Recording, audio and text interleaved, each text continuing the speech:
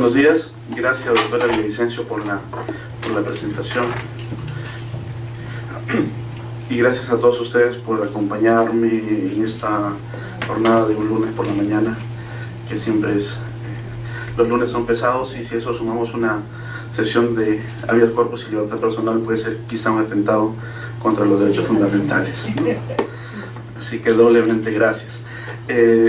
El propósito de estas clases, de estas sesiones, es el poder ofrecer un panorama del habeas corpus y de su derecho fundamental vinculado, que es la libertad personal, en dos partes. En una primera vamos a ver algunas consideraciones teóricas y jurisprudenciales sobre la libertad personal, y en la sesión del viernes veremos la libertad personal desde su ejercicio procesal, que es el habeas corpus, ¿no? Entonces, por eso es necesario primero tener algunas consideraciones claras respecto de el derecho fundamental involucrado, para que después podamos apreciar cómo se ha configurado la protección procesal de este derecho, donde el Tribunal Constitucional tiene, para bien o para mal, bastante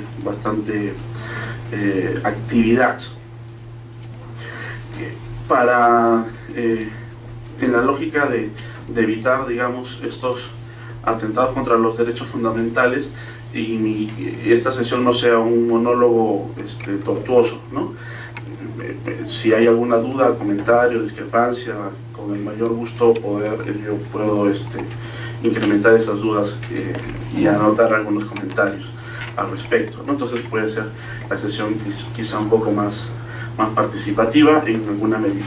Entonces vamos a ver primero la libertad personal. Y respecto a la libertad personal, conviene hacer una primera diferencia con otro derecho que está vinculado, que es la libertad individual. Se suelen utilizar en términos sinónimos o como equivalentes, y la Constitución no tiene, digamos, un uso técnico riguroso del concepto. Como sabemos, la Constitución tiene como destinatarios a la ciudadanía en general, al pueblo, ¿no? Y por eso no utiliza necesariamente un lenguaje técnico. El lenguaje técnico viene para los especialistas y para podernos confundir, como siempre, ¿no? La libertad, en la Constitución, por un lado utiliza el término libertad individual y por el otro libertad personal. Para cierto sector son equivalentes. Para otro sector establece una diferencia que es importante anotar. Siguiente, por favor. Esa diferencia tiene que ver con entender que la libertad personal es una especie de la libertad individual, como se puede apreciar allí en la figura, ¿no? La libertad individual sería una suerte de derecho general, ¿no? Amplio, básico, y la libertad personal sería un ejercicio más situado, definido por una libertad de desplazamiento o libertad física, que es justamente lo que se protege con el habeas corpus, ¿no? Entonces, tenemos que la libertad personal es una de las manifestaciones de la libertad individual. ¿Y la libertad individual cómo se entiende? ¿No? La libertad individual se entiende básicamente como una libertad general de actuación.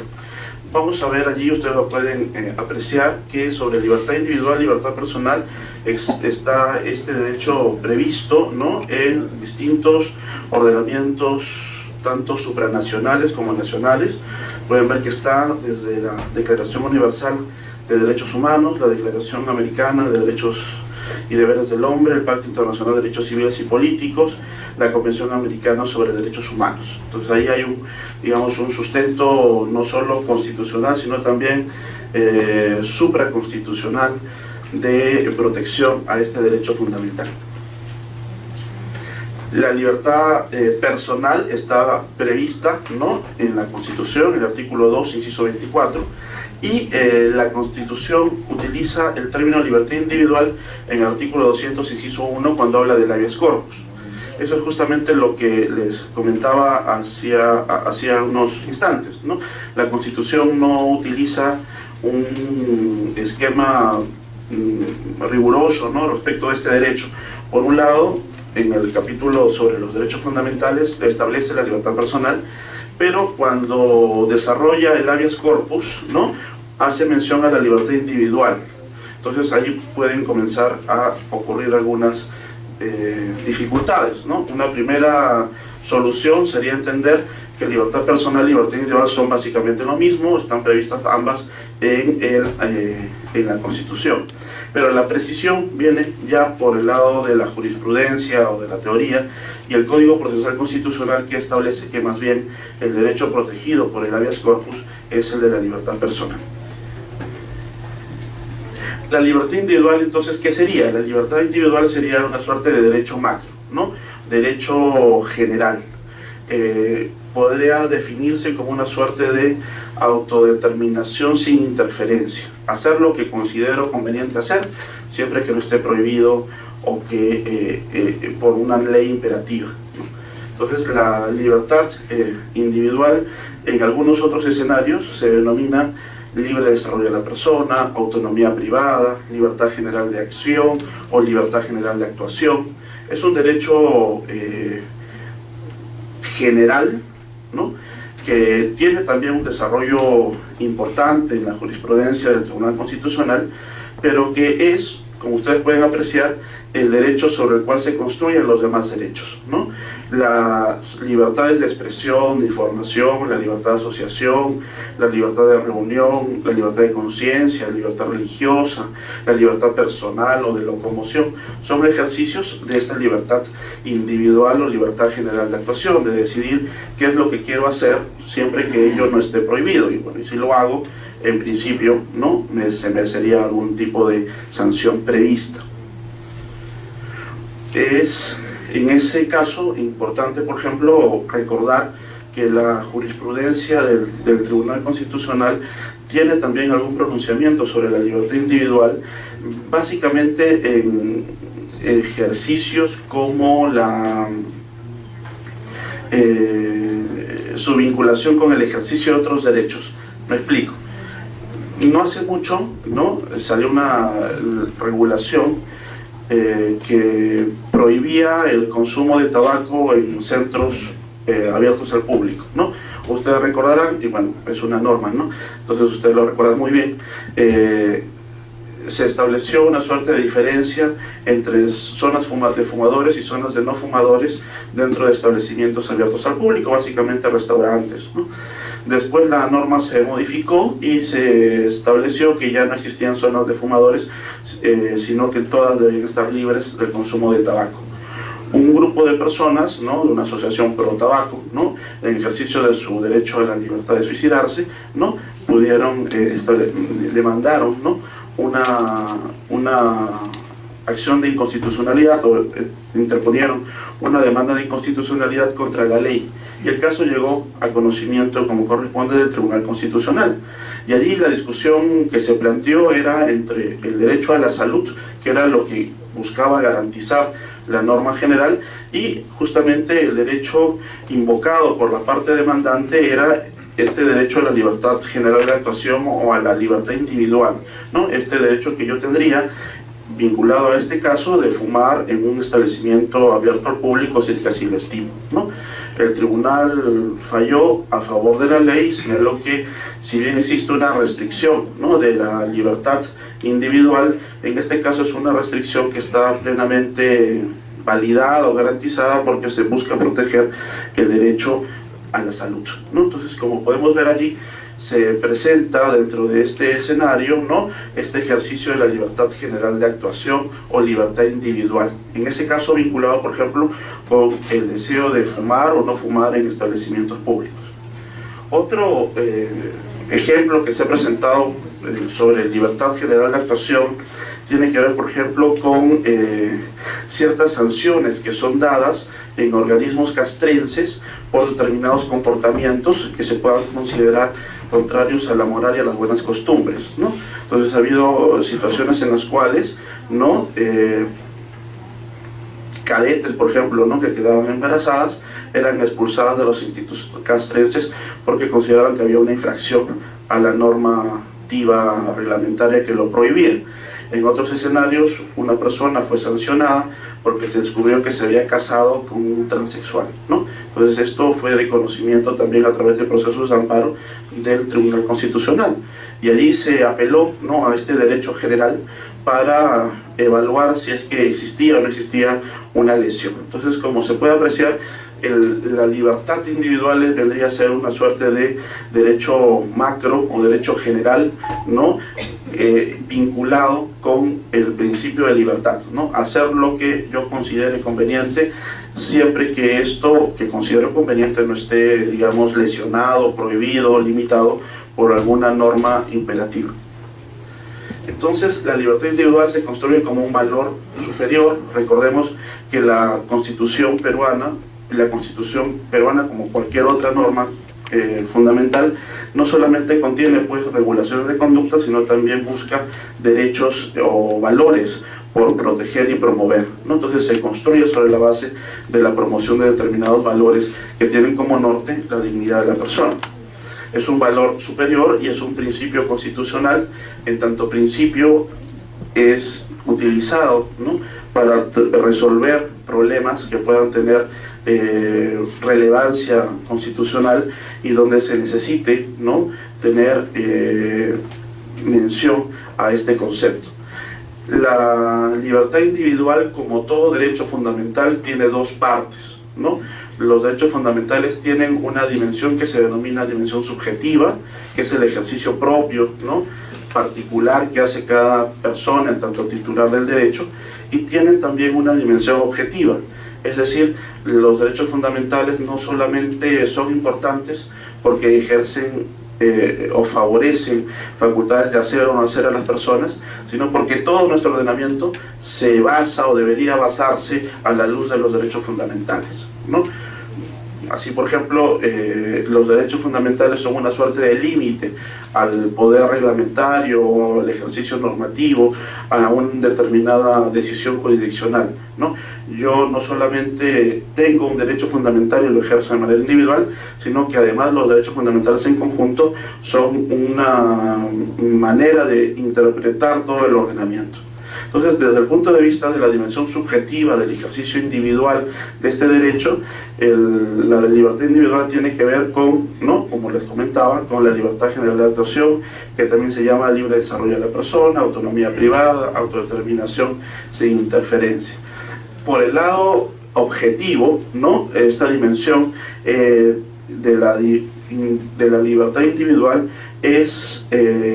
tiene que ver con aquella orientación del comportamiento estatal y del contenido del derecho positivo, ¿no?, como una suerte de mandato de no interferencia. Entonces, el Estado, ¿no?, a través de sus distintos organismos constitucionales, autónomos o reparticiones estatales, tendría que desarrollar sus distintas ejercicio de competencias, sean legislativas, normativas, ejecutivas, regulatorias, etcétera, teniendo en cuenta este valor que sería un mandato de no interferencia.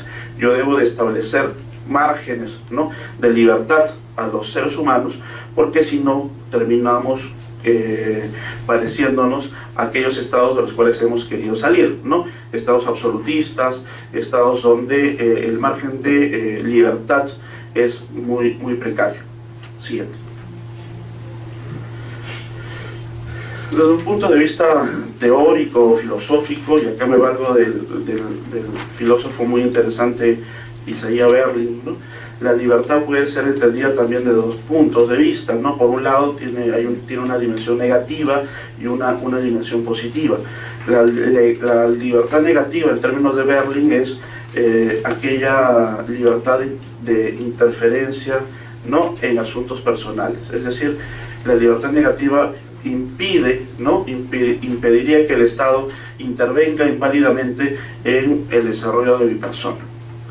Por otro lado, la libertad positiva tendría que ver con una libertad una libertad para poner en práctica algún bien mayor respecto de la historia, dice Berlin, ¿no? Entonces aquí hay un contenido negativo y un contenido positivo de la libertad individual.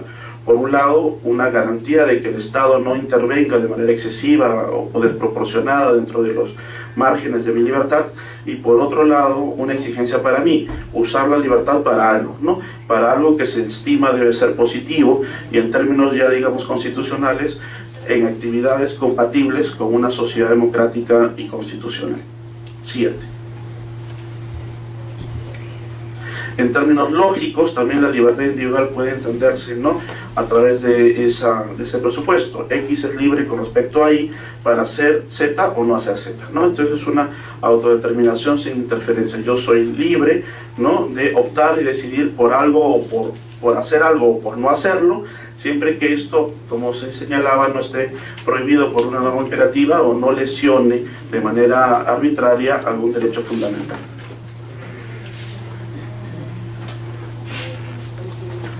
Es lo que se comentaba allí, ¿no? Si X es una acción y no está prohibida por una norma jurídica formal y materialmente constitucional, entonces estará permitida la realización de X, ¿no? Yo puedo hacer todo lo que considere conveniente, salvo que esté prohibido por una norma imperativa, una norma expresa, o lesione en términos materiales la Constitución, ¿no? En eso consiste la libertad individual. En términos de la Corte Interamericana de Derechos Humanos, en un caso también bastante célebre, el caso Chaparro Álvarez y otros contra Ecuador, del año 2007, se define, ¿no?, en esos mismos alcances la libertad individual, la capacidad de hacer o no hacer todo lo que esté lícitamente permitido, ¿no? Este es un ejercicio del principio de libertad. Puedo hacer todo lo que yo quiera, ¿no?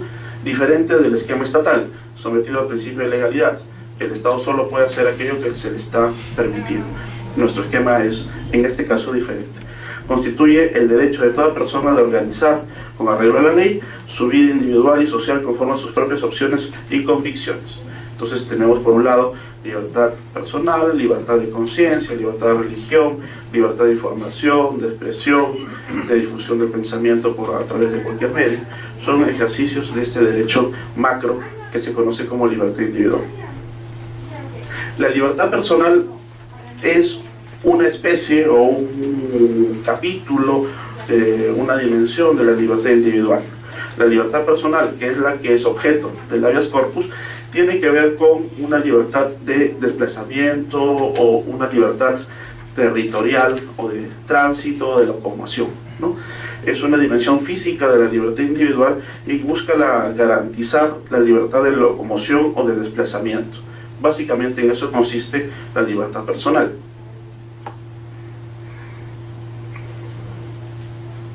Desde el punto de vista de la jurisprudencia del Tribunal Constitucional, la libertad personal se entiende desde un lado, ¿no?, desde su dimensión subjetiva, como la garantía de la prohibición de injerencias arbitrarias en un ámbito de libertad corporal, locomotora o ambulatoria, y desde una dimensión negativa, diversos deberes a cargo del Estado, entre los que se encuentra el de proveer un orden normativo dirigido a hacer posible que la dimensión subjetiva de la libertad no sea perturbada en su disfrute y ejercicio.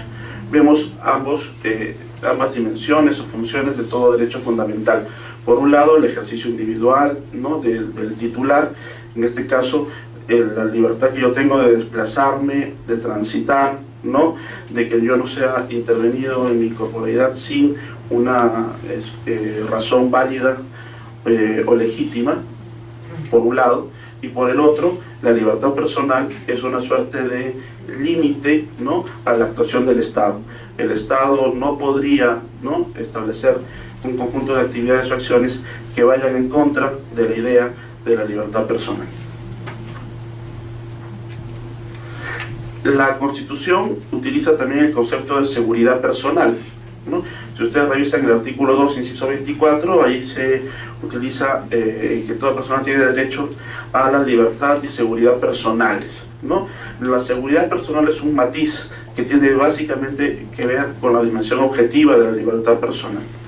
En términos de la Corte Interamericana, del ya citado caso Chaparro Álvarez contra Ecuador, ¿no?, la seguridad personal es la ausencia de perturbaciones que restrinjan o limitan la libertad más allá de lo razonable, ¿no? Entonces, la seguridad personal sería una suerte de garantías que uno tiene, ¿no?, garantía respecto de que la actuación estatal no va a restringir de modo arbitrario mi libertad personal. Entonces no van a establecerse un conjunto de regulaciones o actuaciones, ¿no?, que puedan poner en peligro el ejercicio, el ámbito de mi libertad de desplazamiento, mi libertad física.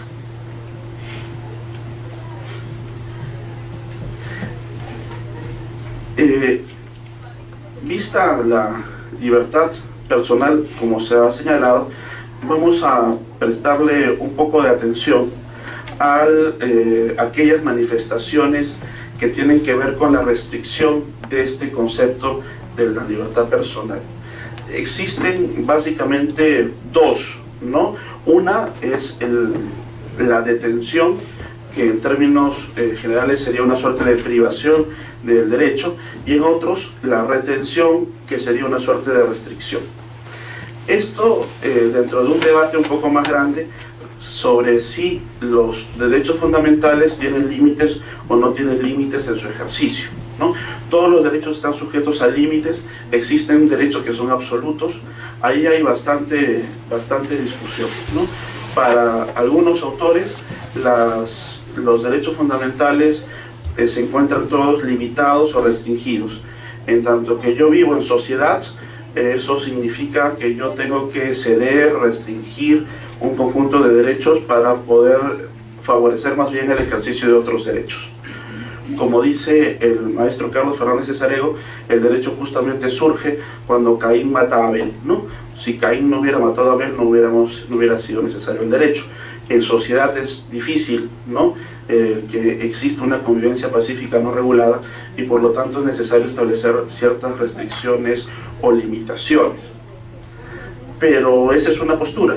Existen otras posturas que señalan que si bien la gran mayoría de derechos tienen límites, existirían algunos derechos que no tienen límites, que deben ser absolutos. Algunos derechos, por ejemplo, vinculados con determinadas concepciones religiosas, el derecho a la vida, ¿no? El derecho a la vida sería un derecho absoluto, por lo tanto no cabría ningún tipo de manifestación restrictiva, llámese aborto o pena de muerte, ¿no? Dentro de alguna determinada concepción religiosa, básicamente, ¿no? Este derecho sería absoluto. Algunos otros señalan, por ejemplo, como derechos absolutos, el derecho a no ser sometido a torturas, ¿no?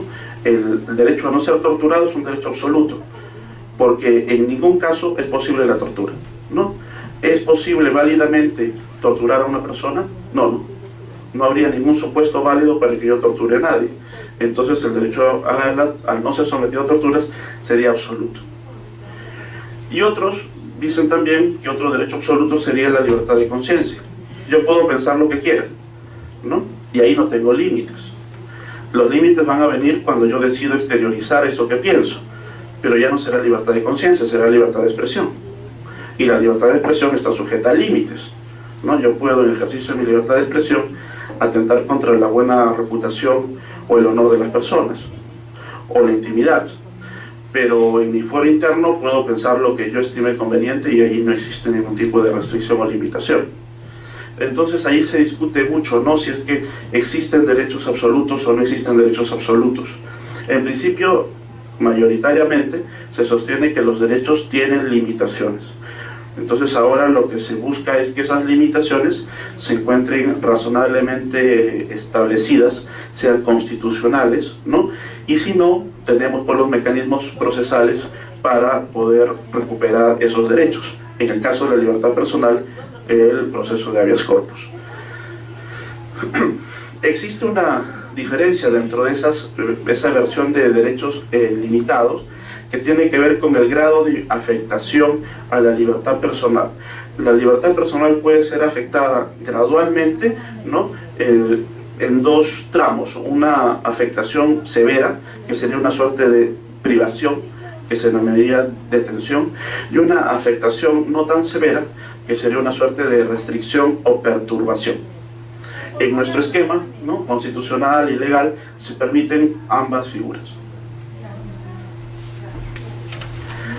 La primera, que es la figura más fuerte, es la de la detención, ¿no?, que es la privación de libertad llevada a cabo por una autoridad competente, y la única persona o la única autoridad competente para detener a una persona es la Policía Nacional del Perú. Solamente a esa figura se denomina detención. Si un particular detiene a otro, eso no es detención, ¿no? Eso se llama aprehensión, y eso sigue a continuación. Si un funcionario público detiene a otro, por ejemplo en un control migratorio de un aeropuerto, eso tampoco es detención, eso se llama en términos técnicos retención. Detención en sentido estricto solamente se da a través de la autoridad competente, y de acuerdo a nuestra Constitución, la autoridad competente es la policía, ¿no? La retención es, ¿no?, más bien una restricción a la libertad personal momentánea, ¿no?, que se da por autoridades o funcionarios estatales no policiales. Como decía, por ejemplo, el caso de un control de migraciones, un control en un aeropuerto o en un terrapuerto, ¿no?, donde el funcionario puede tomar retenida a una persona, restringir su libertad personal, pero se estima por breve momento. Y la aprehensión, nuestro Código Procesal Penal, si bien no vigente todavía en Lima, ¿no?, solamente para delitos contra funcionarios públicos, también permite el que un particular pueda restringir la libertad de otra persona, pero dentro de determinadas condiciones de seguridad, ¿no? Esto no significa, como a veces se suele entender, como una suerte de favorecimiento a los linchamientos y las agresiones físicas de las personas que vienen a ser aprehendidas, ¿no? El código establece una regulación que la veremos también más adelante, pero la aprehensión es aquella privación de libertad o restricción de libertad, se entiende, temporal, ¿no?, llevada a cabo por un particular. Entonces, respecto de las limitaciones a la libertad personal, hay tres tipos. La primera, la regular, que es la detención llevada a cabo por un policía. Si es un funcionario, y esto se entiende también de manera temporal, se denominará retención, y si es un particular que busca ayudar, ¿no?, o favorecer la lucha contra la delincuencia o la comisión de algunos delitos, se denominará aprehensión.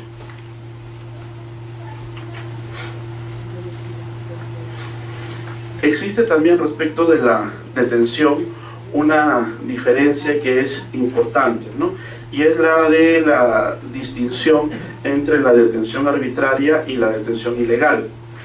La detención ilegal es aquella, obviamente, que se da al margen de la ley. La ley establece cuáles son los supuestos para restringir la libertad personal. En este caso, de acuerdo con nuestra Constitución, como sabemos, solamente es posible detener a una persona si ocurre una de dos cosas, ¿no? O existe una situación de flagrancia, o existe una orden de un mandato motivado y escrito por parte del juez. Solamente en esos dos casos. Si a mí se me detiene sin orden judicial o sin situación de flagrancia, mi detención es ilegal, ¿no?, porque es contraria a lo que la Constitución ha establecido como únicos límites permitidos a la libertad personal. La detención arbitraria es una detención ilegal, pero no toda detención ilegal es arbitraria. Y esta es una distinción que ha sido trabajada por algunos autores como el profesor Faúndez o el profesor Eguiguren, ¿no? La detención arbitraria es aquella detención que significa una restricción o una limitación desproporcionada de la libertad personal. Si a mí se me detiene sin mandato judicial o sin situación de flagrancia, mi detención es ilegal y desde luego es arbitraria.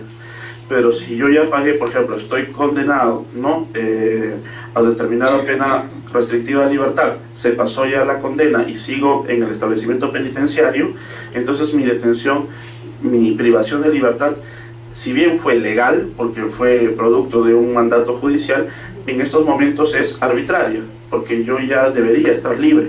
Lo que ocurre es que por dificultades dentro del sistema, tanto penitenciario como judicial, existen demoras en la comunicación del cumplimiento de las condenas.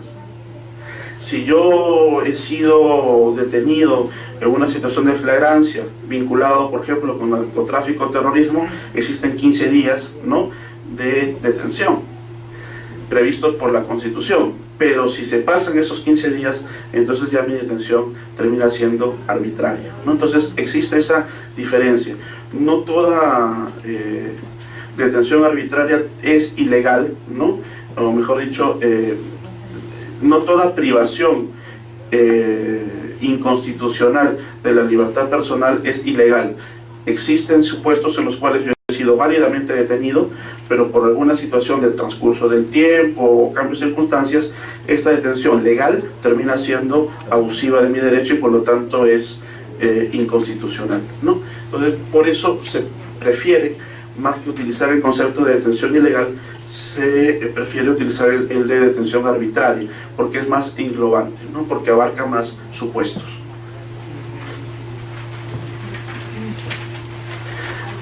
Vamos a ver ahora algunas medidas cautelares personales que tienen que ver con la restricción de esta libertad física o desplazamiento. La primera, la detención, ¿no? La detención, que puede ser una detención judicial, aquella establecida por un mandato judicial escrito y motivado, y una detención preliminar o preventiva que se denomina flagrancia, ¿no? Para esta parte estoy utilizando, digamos, las diferencias teóricas desarrolladas por el profesor y juez César San Martín, ¿no? En su libro Derecho Procesal Penal. La detención prevista por nuestra Constitución es o una detención judicial o una detención policial. Y si es policial, solamente si estamos en una situación de flagrancia. En términos de la Constitución, la detención preliminar es aquella privación de libertad realizada por la policía de duración determinada por la ley, es 24 horas o término de la distancia para delitos comunes y 15 días naturales para delitos exceptuados. Esos 15 días naturales, terrorismo y narcotráfico, ¿no? Con la finalidad de poner a una persona a disposición del juez para que pueda ser ejecutada la detención judicial si es que el juez así lo estima, ¿no? En algunos momentos o en algunos escenarios la detención es 24 horas. En otros se utiliza el concepto del término de la distancia. Pensemos no en casos como Lima o capitales importantes de regiones, sino en escenarios bastante más alejados, ¿no? Donde el traslado de un detenido de la policía a la fiscalía o al juzgado puede demorar varios días por las condiciones del transporte, ¿no? En algunos casos el transporte que no solamente es vehicular, sino que también es transporte en trocha, o transporte en vehículo lacustre o fluvial, ¿no? Entonces, puede demorar bastante más, ¿no? Entonces, por eso se utiliza el concepto del término de la distancia. Y ahí, como dice Iguren, se aplica o se debería aplicar un concepto de razonabilidad, ¿no? Otra idea que plantea también este autor es que no debe entenderse la Constitución como que la flagrancia permitiría que la policía pueda tener detenida a una persona 24 horas o 15 días si es narcotráfico o terrorismo, sino que yo inclusive puedo plantear un habeas corpus dentro de las 24 horas o dentro de los 15 días si es que ya las investigaciones fueron realizadas. Es decir, no debe entenderse como plazos fijos, sino como plazos máximos, ¿no? Si, por ejemplo, yo estoy detenido 15 días porque soy un presunto terrorista, ¿no? Entonces, no es que la policía tenga 15 días para investigar, sino que debe de investigar en el menor tiempo posible. Es lo que se estima porque hay una agresión a mi libertad personal. Y si ya se investigó y ya se tienen las condiciones para formular acusación en el día 5, entonces debería yo ya estar a disposición del juez en ese día. Si no, entonces yo puedo plantear un habeas corpus inclusive, a pesar de que la Constitución establece 15 días, ¿no? Porque no deben entenderse como plazos máximos, ¿no? Sino como, no deben entenderse como plazos fijos, sino como máximos plazos que deben tener, ¿no? Que deben interpretarse. Esto está sujeto sin duda también a cierto debate, ¿no? La Corte Interamericana de Derechos Humanos plantea también esa posibilidad, ¿no? O la necesidad de que las restricciones a la libertad personal sean vistas de la manera menos amplia posible, ¿no?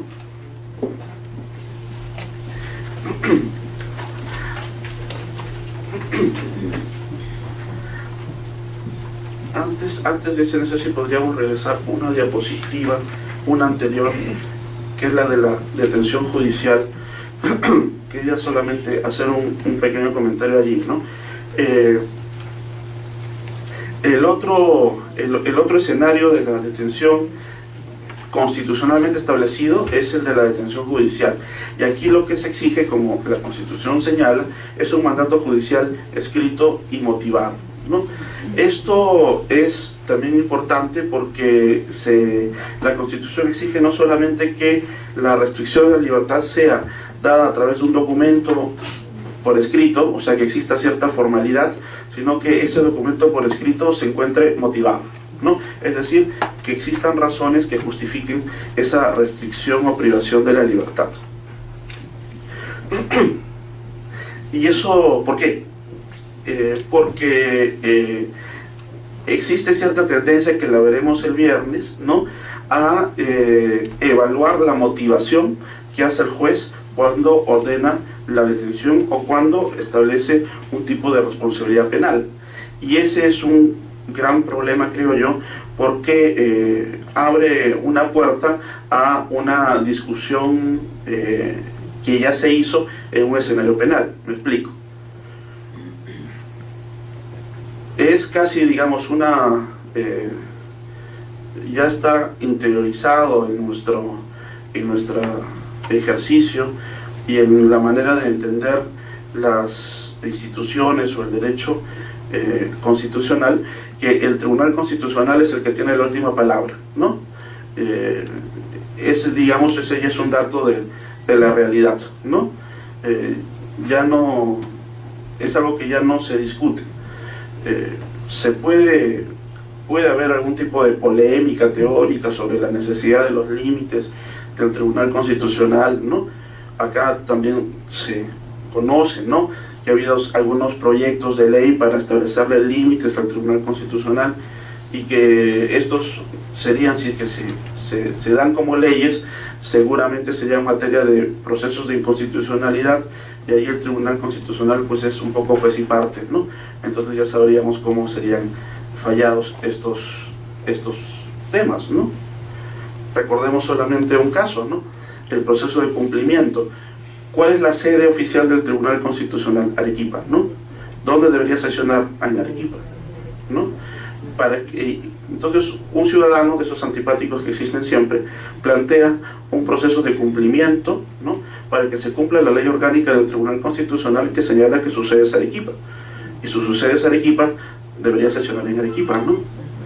Si la Constitución dice que el proceso de cumplimiento está para que, valga la redundancia, se cumplan las leyes, entonces el ciudadano plantea un proceso de cumplimiento para que el tribunal cumpla la ley. ¿Y cómo se dio el caso? ¿O cuál fue el resultado? El ciudadano perdió, ¿no?, porque el caso lo vio finalmente el Tribunal Constitucional, ¿no? ¿Qué dijo el tribunal? El tribunal señaló allí algo que es sumamente gracioso, ¿no?, que el tribunal sesiona ordinariamente en Arequipa y extraordinariamente en Lima, ¿no?, pero extraordinariamente las más de las veces, ¿no?, y ordinariamente 2 o 3 veces al año, ¿no? Pero en fin, entonces es un dato de la realidad que el tribunal es el que tiene peso, ¿no?, político o político jurídico importante, y que ahora las decisiones terminan, todas las discusiones terminan en el Tribunal Constitucional y todo puede cuestionarse, ¿no? Así lo hemos, digamos, asumido. No es casi una tendencia, ¿no?, que nos viene de Europa. La Corte Constitucional colombiana está en igual término, ¿no? Hay otros tribunales un poco más conservadores. El tribunal chileno, por ejemplo, es un tribunal bastante conservador y no tiene, digamos, esas dificultades de activismo.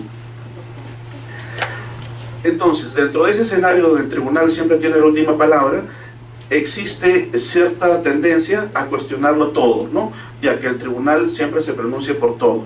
Entonces, cuando nosotros exigimos un mandato motivado por parte del juez, yo, juez constitucional, puedo cuestionar la motivación del juez penal, cosa que se ha hecho, ¿no? Entonces, eso es también complicado o peligroso, porque abre la posibilidad a que las decisiones penales terminen sin mucho sentido, ¿no? Vamos a ver en la siguiente sesión del viernes, ¿no?, casos complejos, ¿no?, o discutibles, como el caso de Yamoja. ¿Se acordarán ustedes de esta chica, ¿no?, que tiene un altercado, por decirlo así, con su mamá, y la mamá termina muerta, ¿no? La Corte Suprema le da la condena y le da 25 o 30 años, no recuerdo exactamente. Ella plantea un habeas corpus porque señala que no hay motivación y ya se encuentra libre, ¿no? y se baja la condena. Entonces existe ahí también esa pequeña dificultad, ¿no? La tentación o la tendencia del Tribunal Constitucional de evaluar cuando algo es motivado y cuando algo no es motivado. Queda claro cuando se plantea la Carta del 93, que tiene como antecedente, como sabemos, la Carta 79, que habían un conjunto de abusos, ¿no?, por parte de la policía o del Poder Judicial respecto de la libertad de las personas. Las personas eran detenidas y no sabían por qué eran detenidas. Entonces, por eso la Constitución exige que exista una motivación, es decir, que exista una razón. Pero ahora ya no estamos en ese esquema, ahora siempre se establece por lo menos algún tipo de considerando o razón. El problema viene después, cuando yo puedo constitucionalmente evaluar esa razón, ¿no? Entonces ya no estamos frente a la exigencia de que haya una razón, sino a la exigencia de que la razón dada se parezca a la idea que yo tengo de lo razonable, ¿no? Con lo cual hay bastante margen de subjetividad o de discrecionalidad, y por lo tanto el que tiene la última palabra va a ser el juez que va a resolver un habeas corpus por la invocación a la indebida motivación o una motivación suficiente, ¿no? ¿Qué cosa es algo que esté debidamente motivado o algo indebidamente motivado? Ahí hay bastante margen de acción, ¿no? Siguiente. Para la detención preliminar, ¿no?, señala San Martín, deben de establecerse dos presupuestos. El primero, la imputación, es decir, el establecimiento más o menos cierto de que aquella persona tiene algún tipo de responsabilidad penal, y la segunda, el peligro de fuga, es decir, que exista algún riesgo, ¿no?, de que la persona pueda sustraerse, como se dice, del proceso, o pueda obstaculizar el desarrollo normal del proceso y no llegue a un resultado. Siguiente.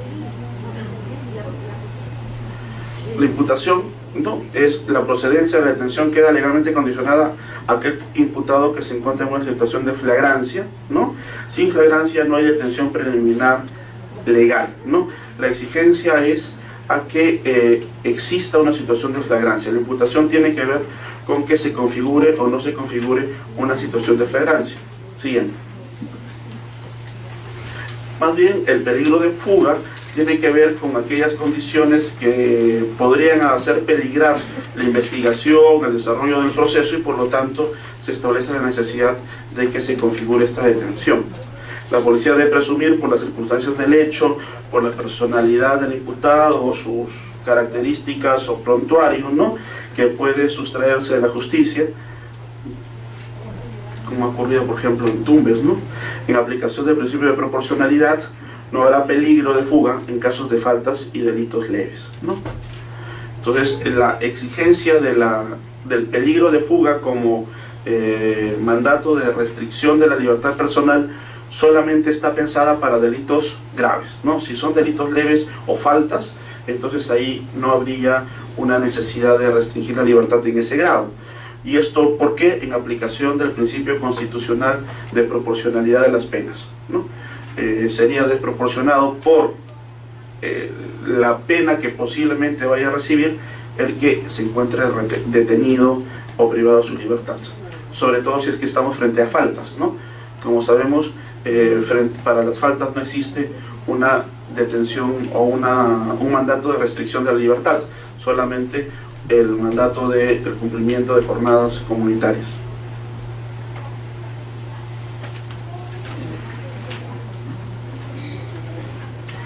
La flagrancia, ¿no?, en términos etimológicos, tiene que ver con arder o resplandecer. A eso alude la flagrancia, es decir, encontrar, en términos más coloquiales, a alguien con las manos en la masa, ¿no?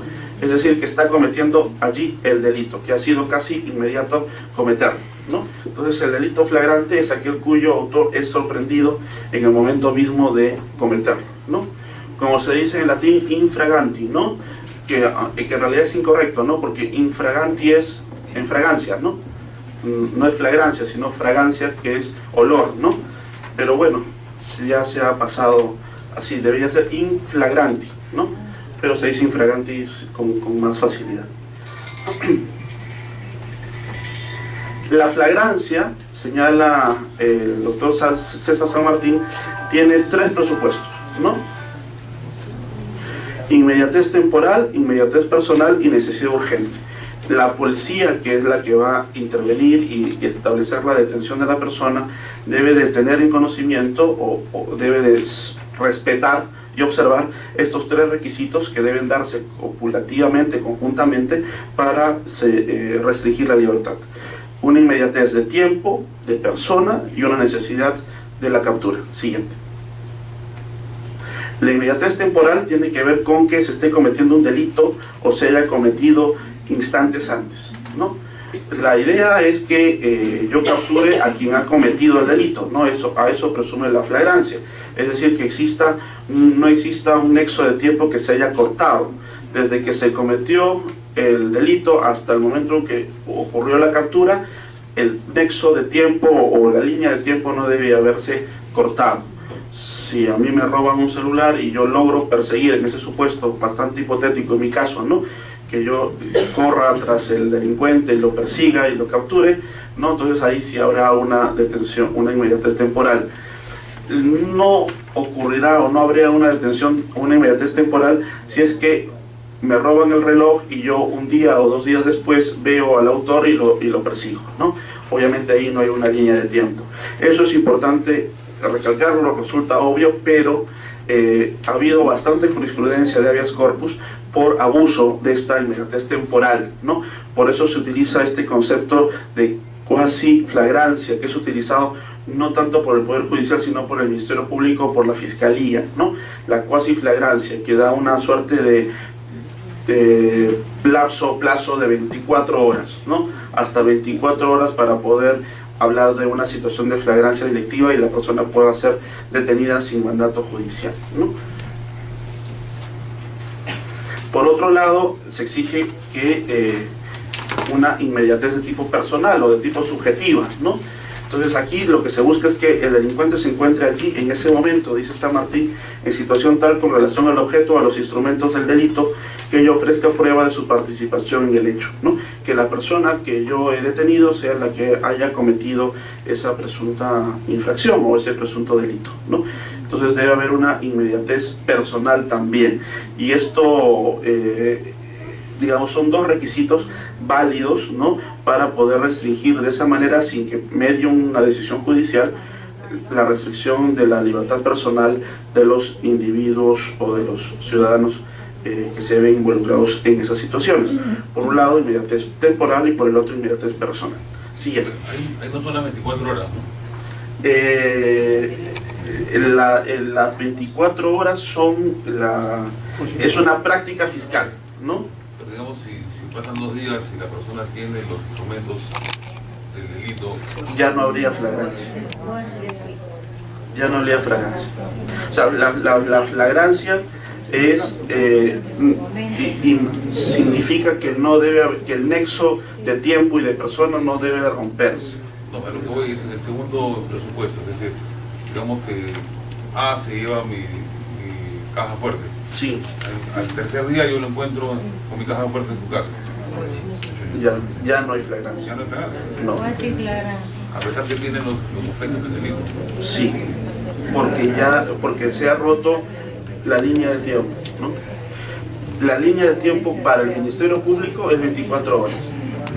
En 24 horas habría esta situación de cuasi flagrancia o casi flagrancia.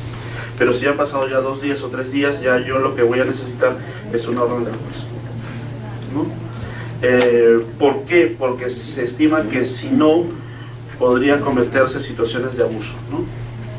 Claro, suena un poco injusto, pero tenemos una situación como estamos, de inseguridad ciudadana, pero será o debería ser el juez el que autorice esa detención.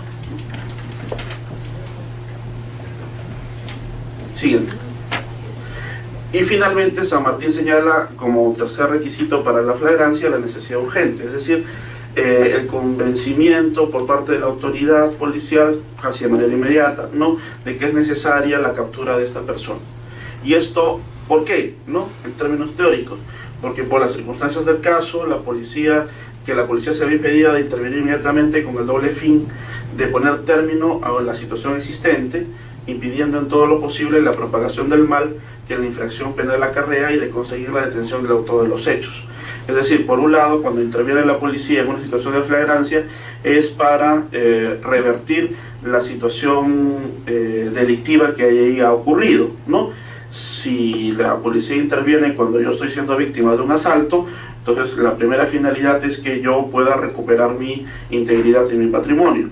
Y en segundo lugar, lo que se busca es que quien me ha agredido merezca la sanción correspondiente, ¿no? Entonces ahí la actuación de la policía es doble, ¿no?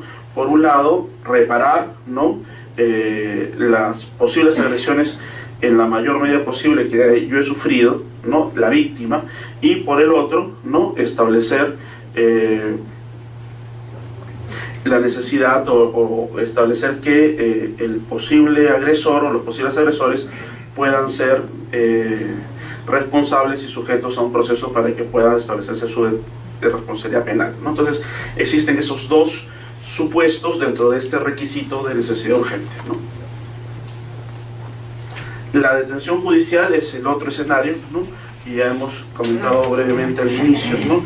Es una medida cautelar personal jurisdiccional dada por la instancia competente, que es el juez, ¿no?, que consiste en la privación de la libertad mediante su ingreso a un centro penitenciario por un tiempo máximo establecido por ley, ¿no?, impuesta durante la sustanciación de un proceso, es decir, en el desarrollo de un determinado proceso penal, y que tiene por función asegurar la efectividad de la ejecución y la presencia de dicho imputado durante el proceso, ¿no?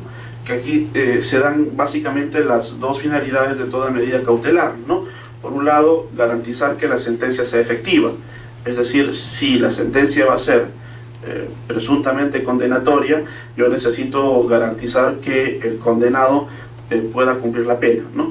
Si está en libertad, es posible que pueda evadirse de la justicia, como suele ocurrir. Y que es importante o fundamental la presencia del imputado dentro del proceso, porque el que esté en libertad podría obstaculizar el proceso o frustrar diligencias, quebrantamientos de juicios y lograr, por un lado, que la justicia demore, y por el otro, quizá, frente a delitos menos graves, que los delitos prescriban, ¿no?, que es otro escenario, ¿no?, donde yo no solamente, donde ya se vuelve imposible por el transcurso del tiempo el que yo pueda perseguir, ¿no?, válidamente a una persona. Entonces esta detención, si bien se encuentra motivada, tiene por finalidad asegurar la efectividad de la ejecución de la pena.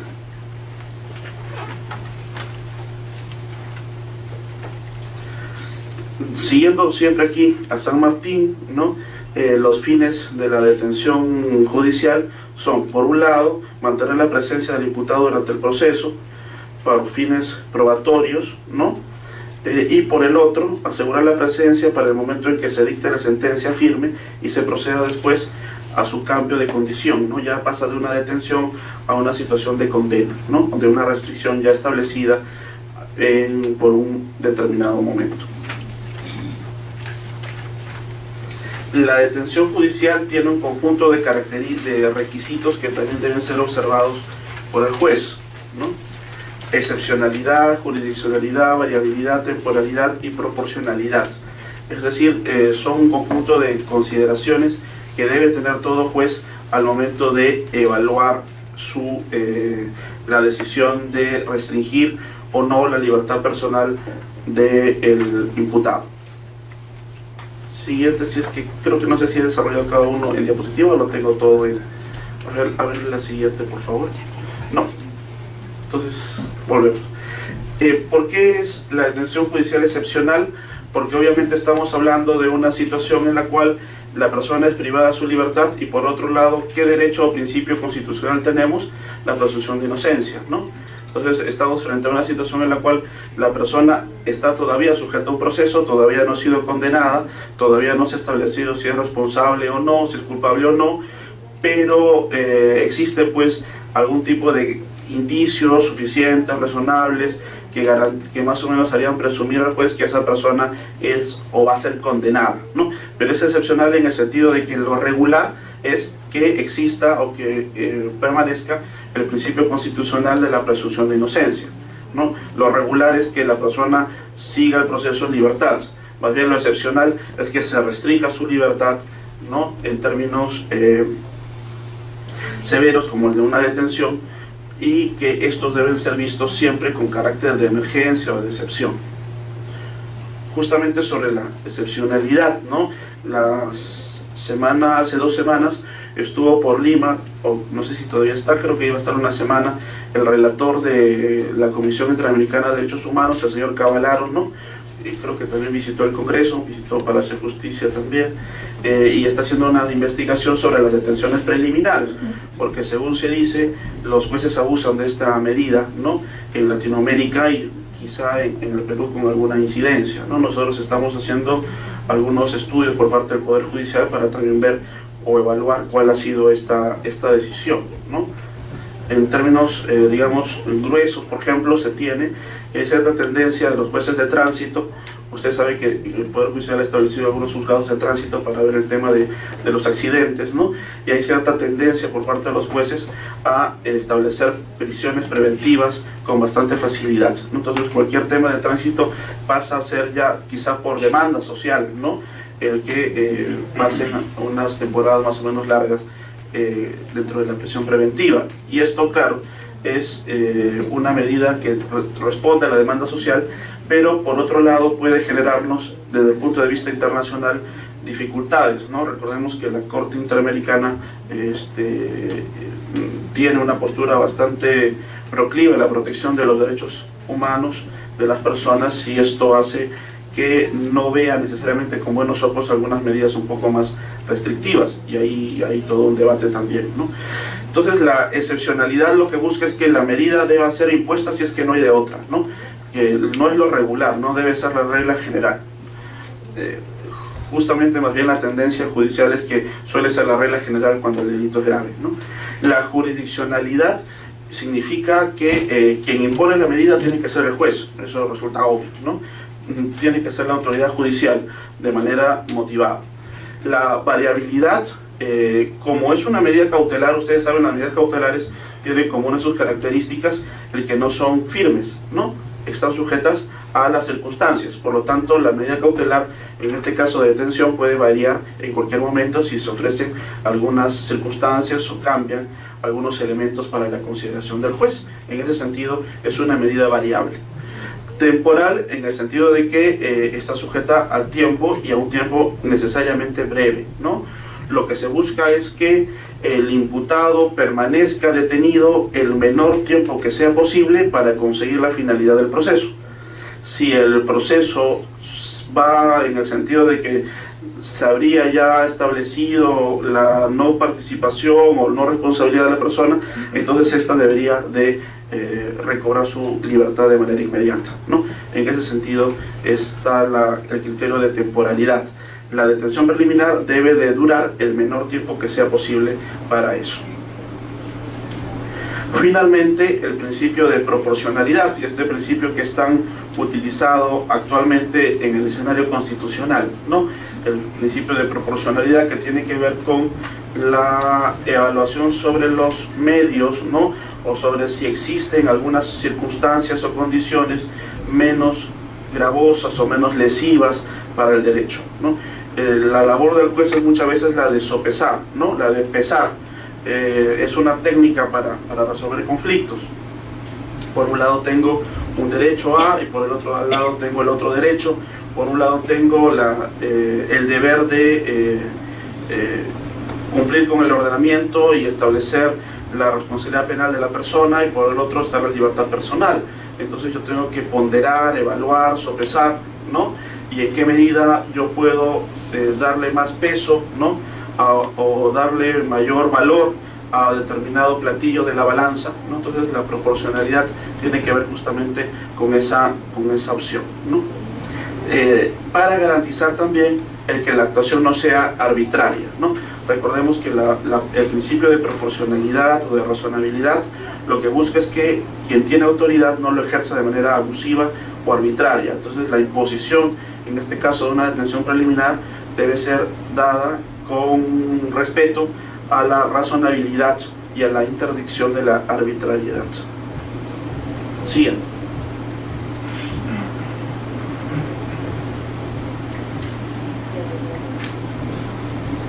En términos de presupuestos materiales, para la concesión de toda medida cautelar, como ustedes saben, se requieren estos dos presupuestos: la apariencia del derecho, o fumus bonis juris, como se dice en latín, ¿no? De que exista un humo razonable de apariencia del derecho, y el segundo, el peligro en la demora, ¿no? El periculum in mora, si lo decimos en latín. Yo prefiero el castellano, ¿no? Apariencia de derecho y peligro en la demora. Siguiente, por favor. La apariencia del derecho, que tiene que ver con una atribución razonable del hecho punible al imputado. Entonces el juez, digamos, tiene alguna convicción por los hechos, ¿no? Por los hechos del caso, por las circunstancias, de que tiene convicción de que el imputado va a ser condenado, ¿no? Entonces existe una razonable imputación de los hechos a la persona que viene siendo procesada, y por lo tanto procede la medida cautelar de detención. Siguiente. Por otro lado, el juez no solamente tiene que ver esa razonable imputación, sino que tiene que evaluar si es que existe o no existe un peligro de fuga, ¿no? El peligro de fuga, que tiene que ver con el peligro de, por un lado, de la ausencia de la persona dentro del proceso, ¿no? Que evada la justicia, huya, ¿no? Y por el otro, el que, si bien no huya, entorpezca, ¿no? Con algunas diligencias, entorpezca a través de su defensa el desarrollo normal del proceso o la actividad probatoria, ¿no? Entonces es necesario que la persona se encuentre recluida o detenida para que se garantice la continuidad del proceso y para que se garantice también la eficacia de la actividad probatoria que tenga que desarrollarse o darse, ¿no?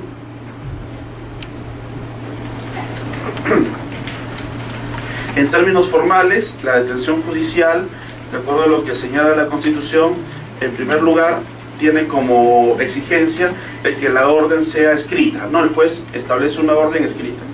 Si bien, como sabemos y veremos el viernes, para el habeas corpus no existe ningún tipo de formalidad, y yo puedo plantear un habeas corpus por teléfono, de manera oral, cualquier persona, cualquier menor de edad, etcétera, ¿no? Para el caso de la detención preliminar, la detención judicial establecida tiene que estar contenida en un documento escrito, y además ese documento escrito tiene que encontrarse motivado, ¿no? Es decir, el juez mínimamente tendría que establecer las consideraciones o los supuestos que acrediten, ¿no?, su convicción de que determinada persona tiene que restringirse en su libertad para garantizar la eficacia o eficiencia del proceso, ¿no?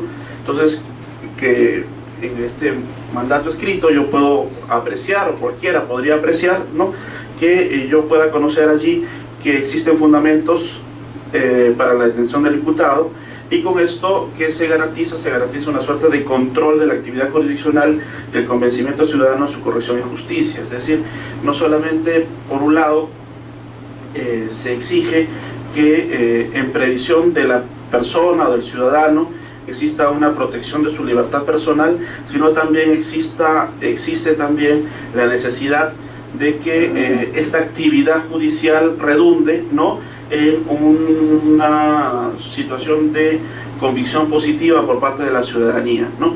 Y es fundamental para nuestras instituciones, no tanto para el Congreso como para el Poder Judicial, que es en mi caso, que la ciudadanía pueda tener confianza, ¿no?, en sus instituciones y en quienes, como en el caso del Poder Judicial, ejercen o imparten justicia, ¿no? Entonces, el que el mandato se encuentre motivado es una garantía, ¿no?, para la sociedad, y por otro lado es una exigencia de un posible control, viéndolo desde el punto de vista del habeas corpus, como veremos, ¿no?, el viernes. Yo puedo controlar las razones por las cuales se establecen esas motivaciones, y eso sin duda después va a ser motivo de alguna exageración por parte del Tribunal Constitucional, como hemos comentado, ¿no? Pero es importante que exista una suerte de control respecto de estas decisiones. Siguiente.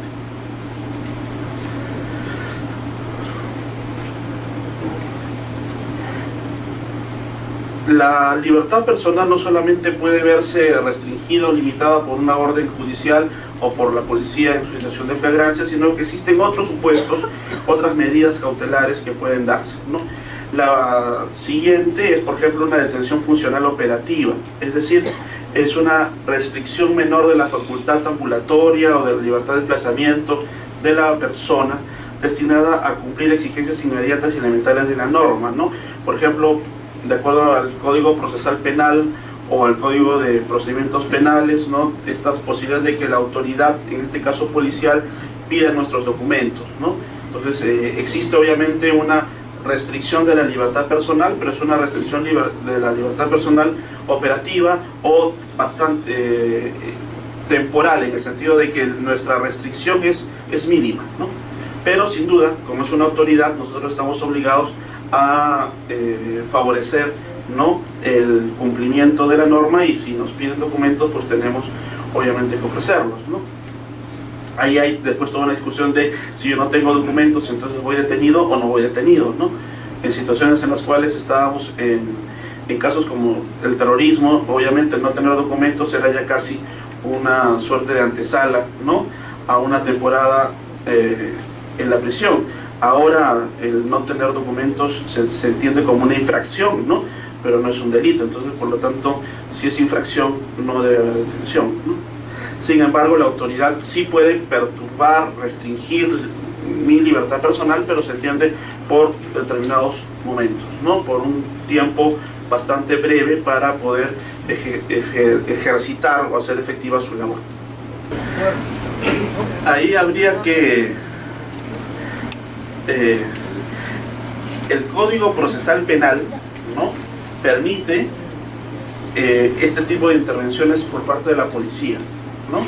Es más, aquí el Congreso aprobó una ley de uso de la fuerza, ¿no?, que es bastante discutible, ¿no?, en términos constitucionales, pero aprobó una ley de uso de la fuerza por parte de las Fuerzas Armadas y por parte de la policía, y dentro de esa ley, ¿no?, se permitía justamente esos hechos o esas circunstancias que usted menciona, ¿no? La policía o la autoridad puede estimar que habría indicios, ¿no?, o una supuesta apariencia de que habría algún tipo de infracción, y por lo tanto interviene, y uno tiene que colaborar con la justicia. La responsabilidad va a ser siempre posterior. Si es una situación de abuso, entonces siempre está uno facultado a interponer una denuncia por abuso de autoridad, ¿no?, y esta sigue su curso. Pero no sería, digamos, aconsejable en términos prácticos el evadirse de estas acciones, porque de acuerdo a la ley de uso de la fuerza, la autoridad puede repeler, ¿no?, estas omisiones, negligencias o conductas empleando la fuerza, ¿no? Y entonces el riesgo sería bastante más severo para la integridad o la vida de la persona. Si se establece que en realidad no hay ninguna justificación para eso, yo estimaría que lo razonable sería una responsabilidad posterior por un tema de abuso de autoridad, ¿no?, sin duda allí, pero sí están habilitados para eso. Ahora, por otro lado, para el tema de las infracciones de tránsito, como sabemos también, existen pues no todos los policías están autorizados a establecer infracciones de tránsito, y no todos los policías están autorizados a hacer controles de tránsito, solo los de tránsito. Entonces es importante también conocer eso, ¿no? Si no es un policía de tránsito, entonces, digamos, la justificación que tendría para la intervención tendría que ser mucho más fuerte, ¿no? Si lo es, sí, porque su labor es la del control del tránsito. Si no lo es, y uno le dice, más bien, le hace saber eso, y los policías saben cuál es su margen de acción, lo más probable es que usted pase nada más, ¿no?, porque no hay ninguna justificación. La única manera válida de restringir la libertad de la persona, de acuerdo con la Constitución, es o el juez lo indica o la policía en una situación de flagrancia, ¿no? Salvo los supuestos de algunas autoridades, como decía en el caso de control migratorio en el aeropuerto, o el caso de personas que lo hacen en apoyo a la justicia, ¿no? Pero si es una situación de acoso político, yo creo que eso obviamente es una restricción absolutamente inválida, ¿no? Claro, tendría que justificarse o presentarse mejor la situación, pero estimo que esa circunstancia es absolutamente inválida para la restricción de la libertad, ¿no? Y por lo tanto habría posibilidad de establecer mecanismos posteriores de control, ¿no? Un abuso de autoridad, pero evaluar, digamos, la naturaleza ahí del acoso político es un poco complicada, ¿no? Un poco complicado, pero digamos, en términos generales, en principio, es una restricción inválida. ¿Alguna otra pregunta?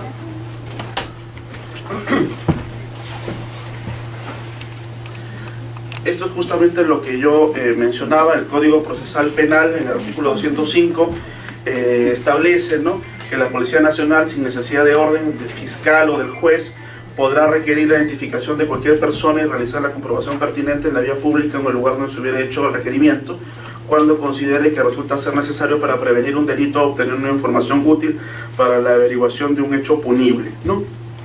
Ustedes pueden ver allí que el margen de acción que tiene la policía es amplio, pero que está justificado, supuestamente, porque o habría una suerte de prevención de un delito o porque están haciendo una investigación.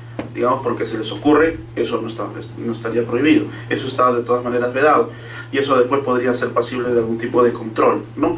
Pero en principio, el que una persona pueda requerir la identificación de una persona, ¿no? Un policía requerir la identificación de una persona está pues legitimado en esos dos supuestos, ¿no? O necesario en lógica de una prevención delictiva o necesario para la investigación policial que se viene realizando. Serían los dos supuestos. Dentro del mismo código, el inciso 4, ¿no?, en caso de no sea posible la exhibición del documento de identidad, según la gravedad del investigado o del ámbito de la operación policial practicada, ustedes pueden ver aquí que el margen de acción es bastante más grande, inclusive, ¿no?, el policía evaluará si es una situación de gravedad delictiva o no, no es lo mismo un hurto que un robo agravado en banda, ¿no? No es lo mismo una persona con un cuchillo que 5 con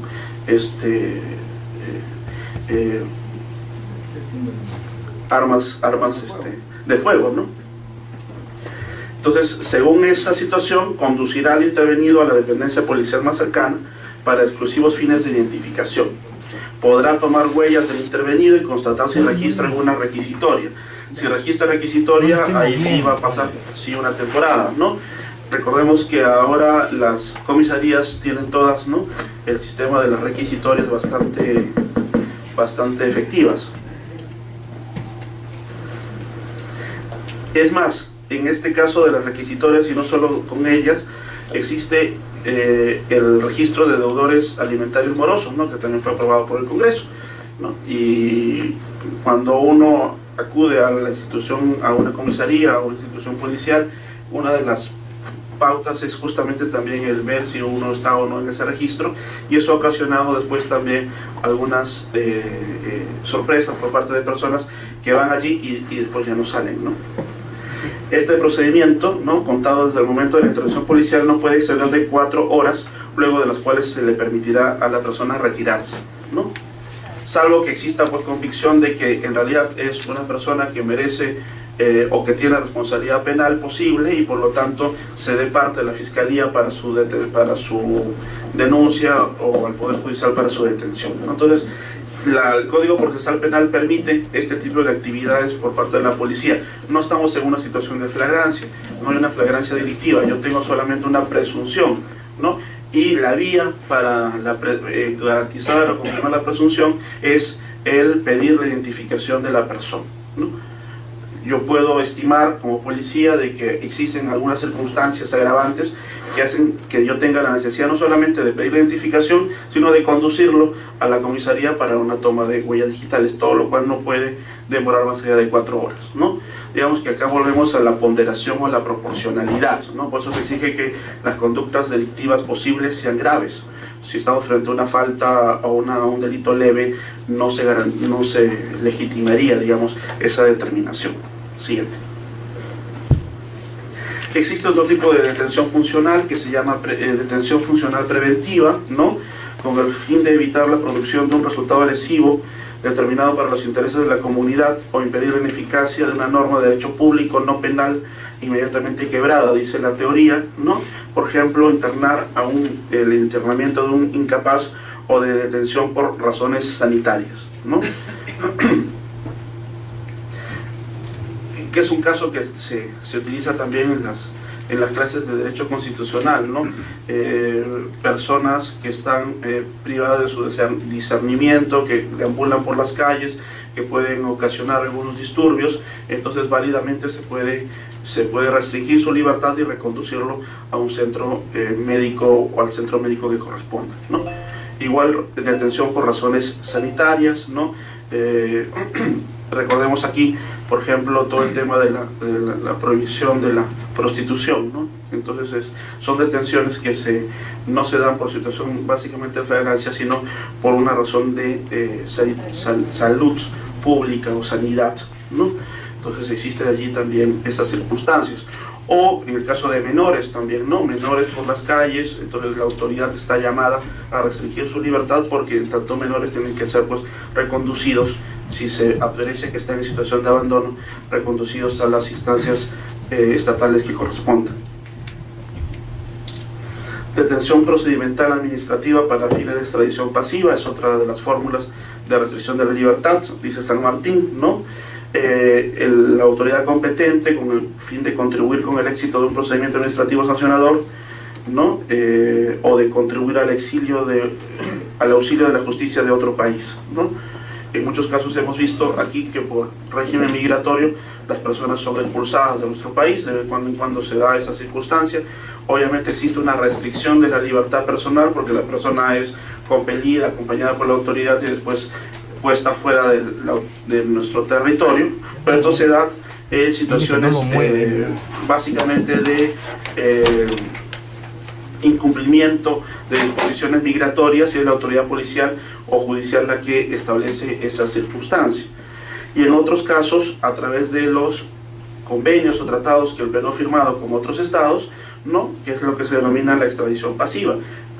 Yo colaboro con la justicia y por lo tanto traslado, ¿no? A un determinado imputado o condenado a otro país con fines de su enjuiciamiento penal en dicho país. Una medida restrictiva de la libertad personal, pero bastante más breve, ¿no? Pequeña, es la que se denomina comparecencia. Comparecencia o citación. Me citan y yo tengo la obligación de acudir, ¿no? Y puedo decidir no acudir, pero si me vuelven a citar, entonces, y decido no acudir, ya la próxima la policía me va a acompañar para que pueda, digamos, pensarlo mejor, ¿no? Y decida acudir con absoluta libertad.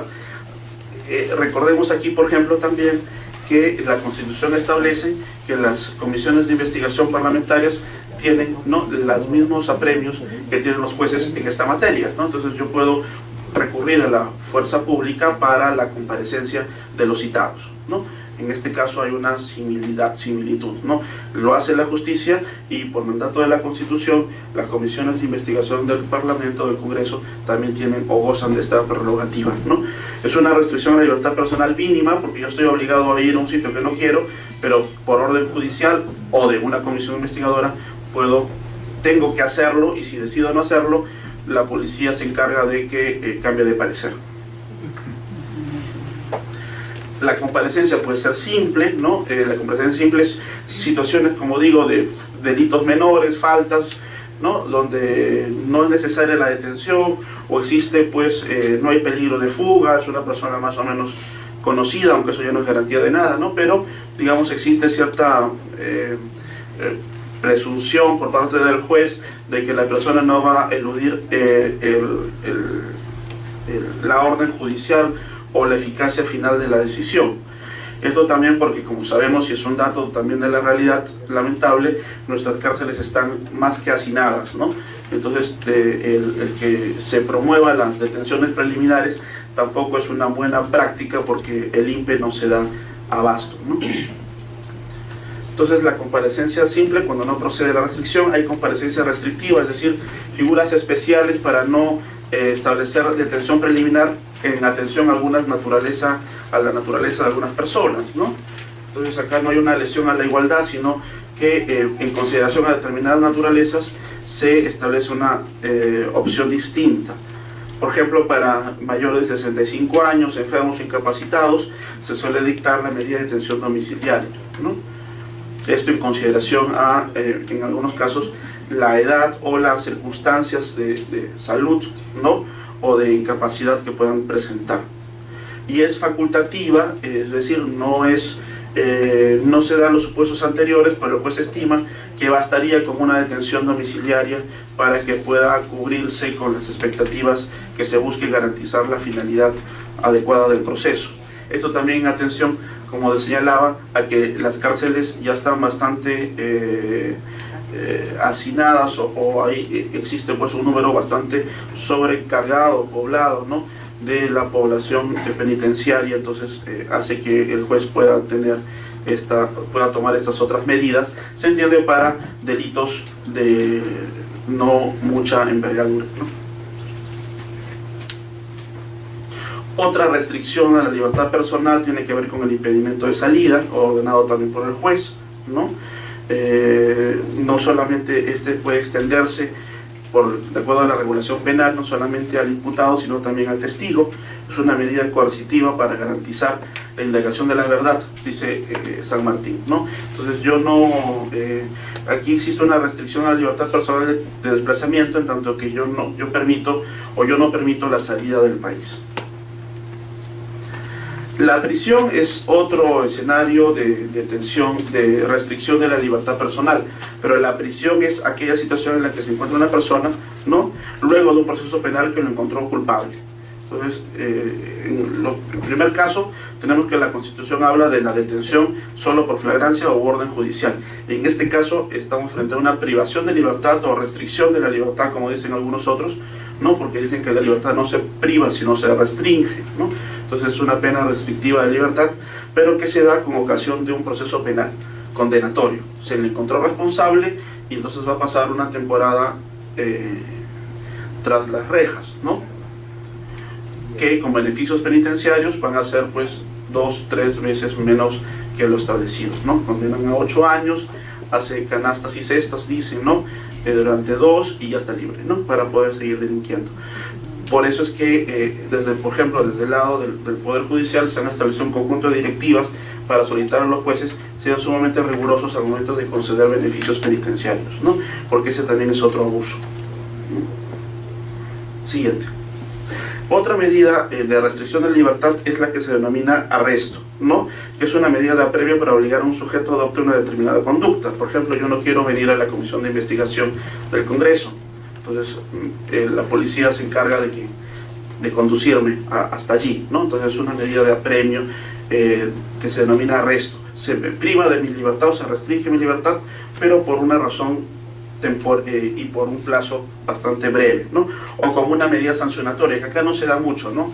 Esto se ve más en las películas norteamericanas, ¿no? Un desacato ante un juez, el juez le falto yo al respeto y el juez me manda 2 días a la cárcel, ¿no?, a la prisión, como una medida de arresto.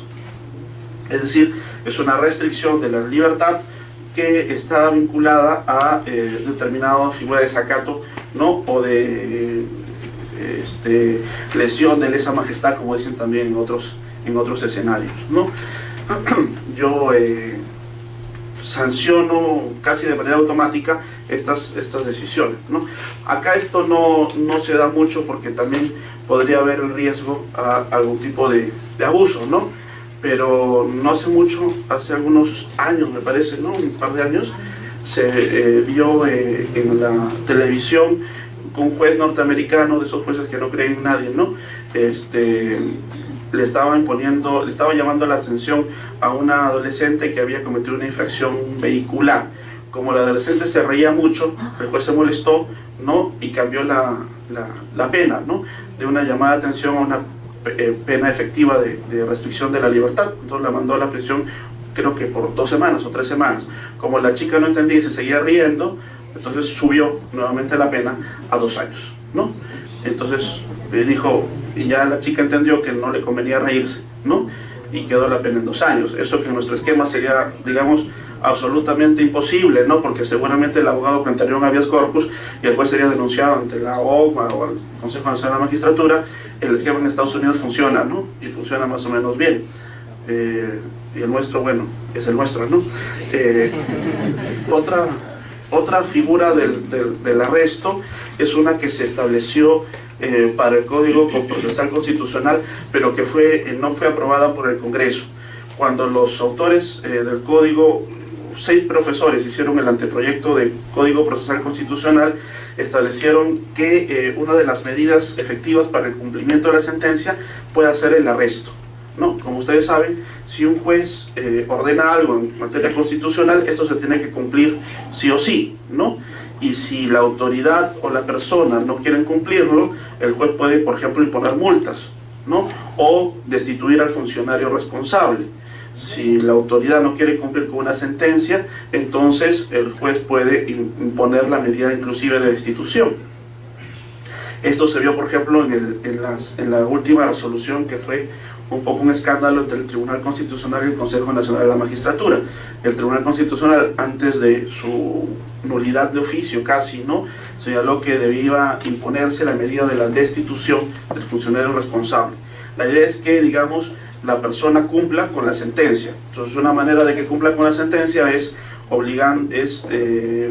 señalando que si no la cumple puede perder su cargo, ¿no?, si es cargo público. Los autores del anteproyecto del código también utilizaban o plantearon la figura del arresto. Si la persona no quiere cumplir con la sentencia constitucional, entonces pasa un tiempo en la cárcel hasta que decida cumplirla, ¿no? Entonces, que es una figura del derecho inglés. Yo debo cumplir con la sentencia. Si yo no quiero cumplirla, entonces paso un tiempo sin libertad para pensarlo mejor y decidir si sigo sin libertad o si cumplo con la sentencia.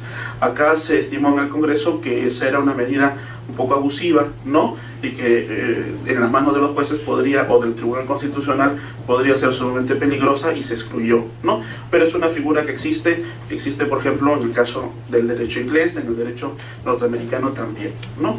No está aquí. Entonces acá arresto básicamente para establecer determinada conducta, venga usted a una citación a la fuerza o una medida sancionatoria por un tema de desacato. Siguiente. Finalmente, la aprehensión es aquella medida de la restricción de la libertad que la hace el particular. Digamos, no es función de las personas detener a las otras, ¿no?, pero lo hace dentro de la lógica de colaborar con la justicia, ¿no? El Código Procesal Constitucional el Código Procesal Penal, establece esa posibilidad, ¿no? El artículo 106 autoriza a los particulares a practicar aprehensiones, detenciones, ¿no?, en los supuestos de flagrancia y con la obligación de entregar inmediatamente al afectado a la autoridad policial más próxima. Se entiende que deben entregarlo en las mejores condiciones o garantizando su integridad, ¿no? Lo que sabemos más bien es que mientras lo entregan a la policía, un poco lo entregan a la turba, ¿no?, para que pueda ahí la sociedad hacer un poco de catarsis con él, ¿no? Y eso obviamente es inconstitucional también, pero bueno, ya excede a nuestras posibilidades, ¿no? El código lo que establece es que yo puedo detener a una persona, una particular puede detener a otro, que se denomina aprehensión si es que exista flagrancia, ¿no?, y que garantice mínimamente su integridad. En algunos casos, ¿no?, por ejemplo, se han construido una suerte de prisiones o cárceles temporales, ¿no? Entonces la persona es capturada e inmediatamente la ponen en esta pequeña cárcel, porque si no, no solo pierde su integridad, sino también posiblemente su vida, ¿no? Entonces, frente a una situación donde la inseguridad está bastante grande, ¿no? A este respecto, yo me acuerdo siempre que me contaba un amigo que había visto en Lima, en una de estas sitios enrejados, ¿no?, que decía prohibido robar bajo pena de se me ha ido la palabra, ¿cómo se llama cuando todos contra uno? Bajo pena de linchamiento, ¿no? Así estaba puesto. Entonces ya los posibles agresores sabían qué es lo que les iba a pasar si es que eran encontrados en flagrancia, ¿no? En tema de la aprehensión, Y no potestad. Yo no tengo el derecho o la libertad de detener a una persona. Estoy autorizado, pero estoy autorizado en tanto colabore con la justicia. Es una autorización, no es una potestad y tampoco es una obligación, ¿no?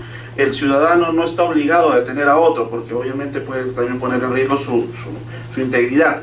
Esto hay que diferenciarlo de el deber que yo tengo de socorrer a personas que están en situación de peligro, ¿no? Que es una situación diferente. Ahí yo sí puedo tener algún tipo de responsabilidad penal por omisión, pero en este caso la aprehensión no es una obligación, sino una autorización. Puede ser efectuada por cualquier particular, incluso la víctima si está en condiciones de hacerlo, ¿no? Y el objetivo es que se reduzca a poner inmediatamente al aprehendido, ¿no?, a disposición de la autoridad policial competente en el menor tiempo posible y obviamente garantizando su integridad. En el caso de los serenazgos, por ejemplo, en el caso de los serenazgos que no son policías y que por lo tanto no podrían detener en situación de flagrancia, pero a ellos se les aplica como particulares esta norma. Sí. ¿Algo más? ¿Una más? Creo que hay. Ya no hay más, ¿no? Y eso es más o menos, digamos, a grandes rasgos, una pincelada o una mirada rápida a la libertad personal, con la finalidad de que en la siguiente sesión podamos verla ya, pero desde su versión procesal, es decir, desde el habeas corpus, ¿no? Primero saber cuáles son sus características para después ver cómo se pueden vulnerar más fácilmente. ¿Alguna duda? ¿Comentario? ¿Parecer? Entonces, sí.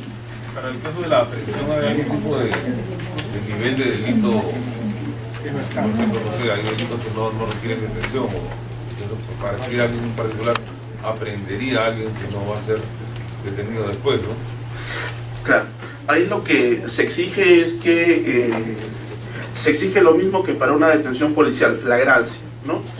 Pero el policía tiene, digamos, un tratamiento, tiene una formación respecto mínima, ¿no?, respecto de saber si es un delito grave o no. Pedirle eso a un particular es bastante más complicado, ¿no? Entonces allí lo que se busca es que, por lo general, las aprehensiones están vinculadas sobre todo con delitos contra el patrimonio, ¿no? O contra la libertad sexual, la integridad, ¿no?